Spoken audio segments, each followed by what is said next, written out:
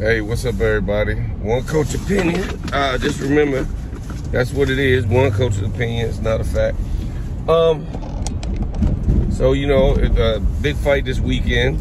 Congratulations, Tank Davis. He also set a record of selling out the Capital One Arena. You know, sold more tickets than the basketball team and I guess the hockey team. But they said it was a record-selling event. It was the highest grossing event at the Capital One Arena. So I'm gonna start by say shout out to Demond Nicholson and Demetrius Andre. Demetrius Andre is pretty crafty. I still, like everybody else, want to see him fight one of the top guys to see what's going on. You know, he's been in the sport for far too long, reigning at the top without fighting any big names. I can't say it's his fault, can't say whose fault it is, only he really knows why he's not getting the fights that he should be getting. So it was a good win for him. You know, like you say, he stepped up in weight. Powell's a little different, but, you know, congratulations to him. Ellis and Romain Villa, I kind of felt Ellis was doing a remarkable job boxing. I didn't like the way he was playing the ropes, the way he played the ropes. I didn't like the way Villa was landing. He was investing in them body shots. And they eventually paid off.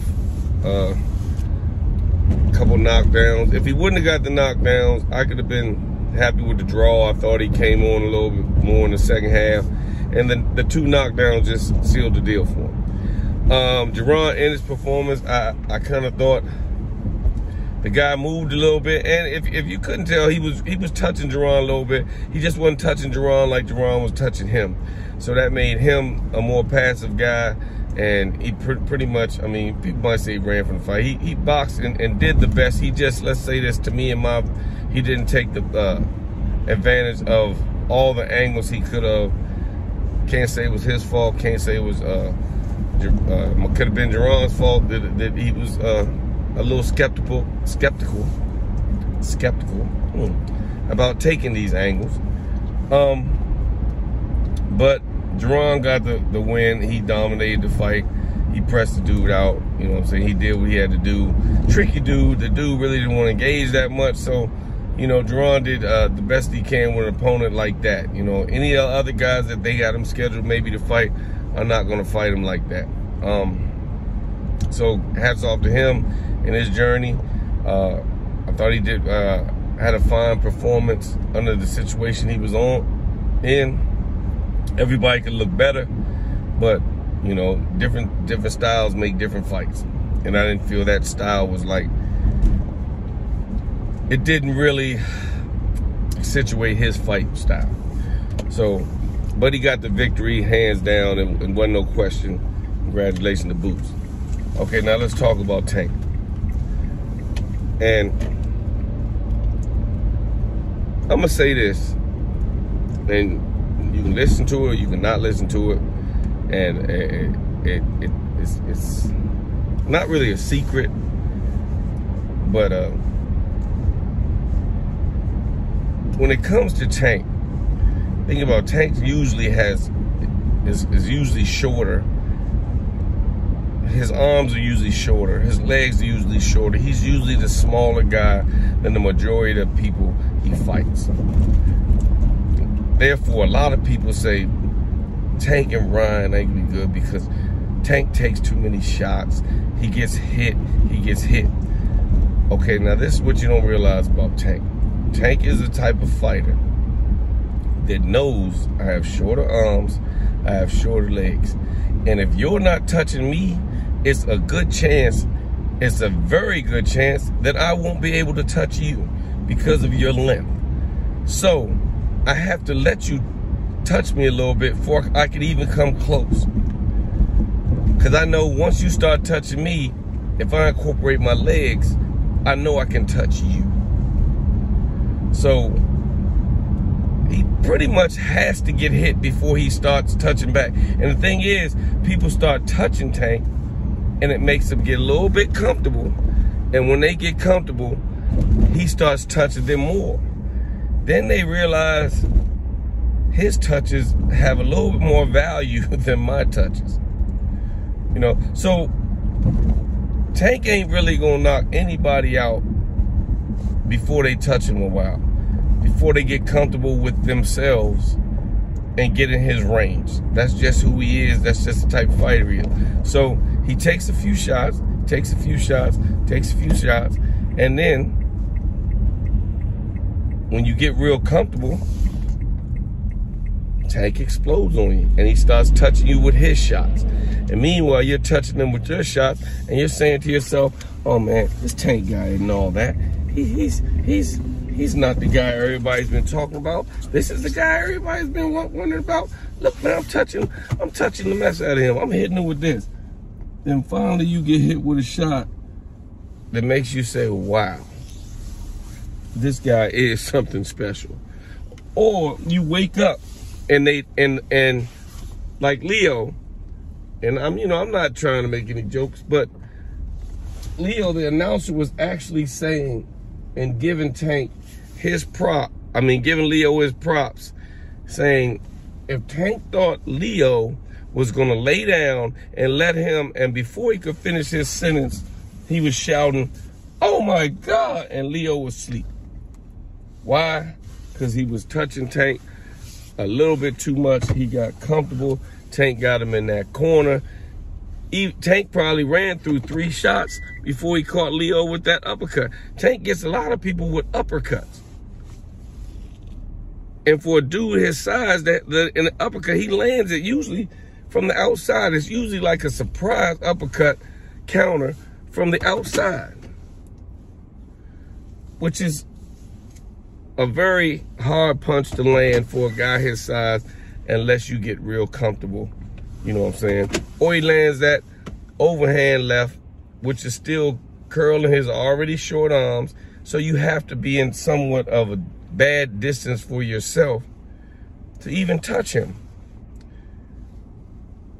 So it's like a double-edged sword, you know what I'm saying? You have to keep your range on Tank. You have to stay away. You can't get comfortable with hitting him, which almost goes against everything a boxer's been taught. So you'd have to be a really well-disciplined fighter to beat a guy like Tank. Because the more you touch him, the more you're gonna be in danger of getting touched. And that is hard to even train a guy under that concept. Like, say you in the gym, like, yeah, don't touch him too much now. Okay, don't. Like, if you on the bag, okay, oh, that's enough. Now, why would you throw 7 punches on that bag? We don't want you to hit Tank with 7 punches, you know? So it would have to be a whole training session of 1-2s, jab, move, kill the clock, pop, kill the clock, 1-2, 1-2, jab, kill the clock, kill the clock, kill the clock. You have to really put Tank behind in rounds in order for you to beat him. But the thing is, that's going to be hard to do because you still have to touch him in order to score some points. And the more you touch him, the more you're going to get touched. You know, so, I mean, with that being said, it's like one way to beat him to me.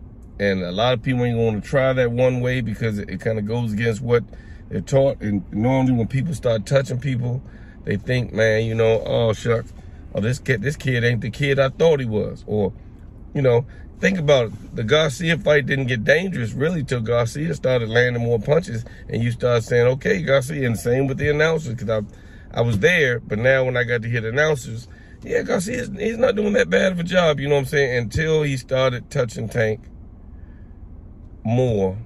And the more put like this, the more the announcers you'll normally applaud the dude is when I say, this dude getting ready to go to sleep. Think about everybody. I didn't really personally think Rolly was winning the fight. I didn't necessarily think Tank was like dominating the fight either, but you could see what was going on. As soon as Tank landed that straight right, he leaped in and landed like a straight left, and Rolly's head snapped back. I was like, man, he caught you too clean with that one. Then they were still like, and Tank is talking. The thing is, he's talking at the fight. Nah, He's still punching hard. Wait a minute, like, let me gas him out. He literally says this in the ring, and Rolly still continues to throw bombs and bombs and bombs. Rolly didn't even say, well, let me stop. Oh, shit. Oh, that's what you waiting on? Okay, let me pause and make you do a little bit of the work.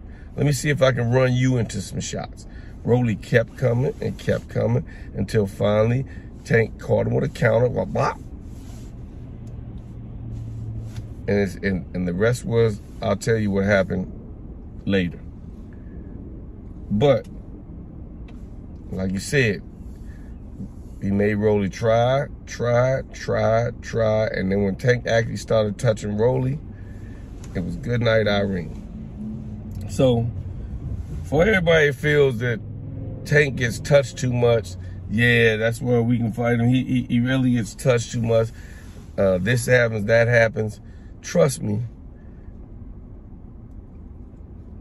Tank is getting really kind of in his comfort zone when he's taking these punches.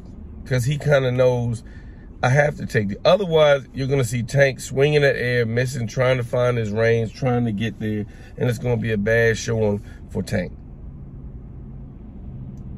So, one coach's opinion, it was a hell of a night of fights, man. You know, a lot of other local guys fought on the undercard. Congratulations to y'all. You know what I'm saying? A lot of people didn't see. It was a lot of fights on that card, man. That fight started around 4 something, man. You know, didn't end till like 1 in the morning, man. So it was a long fight card. Some of the locals got in there, man. Congratulations to all the local victories and stuff like that, man. But that was my take on the fight. That was my take on the Tank fight. And if you want to know my prediction on the Ryan Garcia fight, I think this is going to be Ryan Garcia's retirement thing. He might continue to fight, but when you're a fighter and your fight career is based on hype, and the hype is gone, then, I mean, your fight career is pretty much gone. Because as soon as they put him up against Tank, and, you know, get in touch with me if I'm wrong, Ryan Garcia gets hit with a lot of left hands, and that's Tank's best punch. And as soon as Ryan gets comfortable and starts sitting there, Tank is going to catch him, because Ryan doesn't know how to defend himself. He just knows how to, he just thinks his plan. He's like a big, tall Pacquiao to me. And I just got Tank on. I got Tank. If he gets in the inside and starts touching Ryan, it's over. And Ryan's going to have to start touching Tank. And Ryan's going to get excited when he starts touching Tank. And that's going to be the downfall. So in one coach's opinion, I got Tank beating both of the Garcias. You know what I'm saying? This was just the tune-up Garcia. The next one's going to be the real Garcia. One coach's opinion, tell me what you think.